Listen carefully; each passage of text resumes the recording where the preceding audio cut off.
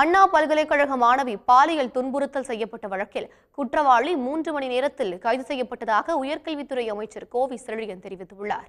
தஞ்சை மாவட்டம் முத்தாண்டிப்பட்டி, ஆச்சாம்பட்டி, புதுக்குடி உள்ளிட்ட 30 இடங்களில் 6 கோடி ரூபாய் மதிப்பீட்டில் கட்டப்பட்ட புதிய அங்கன்வாடி கட்டடங்கள், பள்ளி கட்டடங்கள் உள்ளிட்ட பல்வேறு அரசு கட்டடங்களை பொதுமக்களின் பயன்பாட்டிற்கு அமைச்சர் கோவி செழியன் திறந்து வைத்தார்.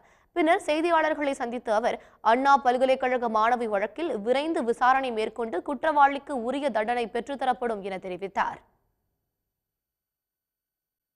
புகார் மனு பெறப்பட்ட 3 மணி நேரத்தில் உரிய குற்றவாளி கைது செய்யப்பட்டிருக்கிறார். கடந்த காலங்களில் நடந்த அந்த பலாத்காரத்திற்கெல்லாம் மாநில அரசே துணை நின்ற சம்பவம் உண்டு.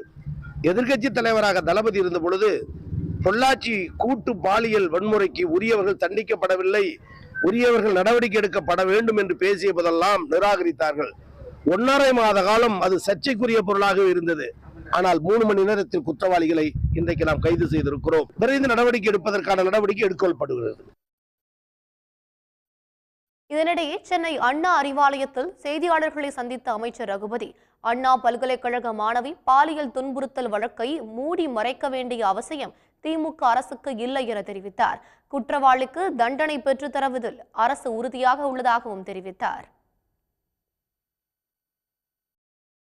ஞானசேகரனுக்கும் எங்களுக்கும் எந்த விதமான தொடர்பும் இல்லை என்பதை முதலிலே நான் தெரிவித்துக் கொள்ள கடமைப்பட்டிருக்கின்றேன். எனவே இந்த வழக்கை மூடி மறைக்க வேண்டிய அவசியம் கிடையாது என்பதால் தான் திறந்த புத்தகமாக உடனடியாக அவர் கைது செய்யப்பட்டு ரிமாண்டில் வைக்கப்பட்டிருக்கின்றார். துரிதமாக விசாரணை நடைபெற்று கொண்டிருக்கிறது. அவருக்கு தண்டனை வாங்கி கொடுப்போம் என்பதிலே நிச்சயமாக உறுதியாக இருக்கிறோம் என்பதை தெரிவித்துக் கொள்கிறேன். இது ஒன்றும் பொள்ளாச்சி வன்கொடுமை சம்பவத்தை போன்ற சம்பவம் அல்ல.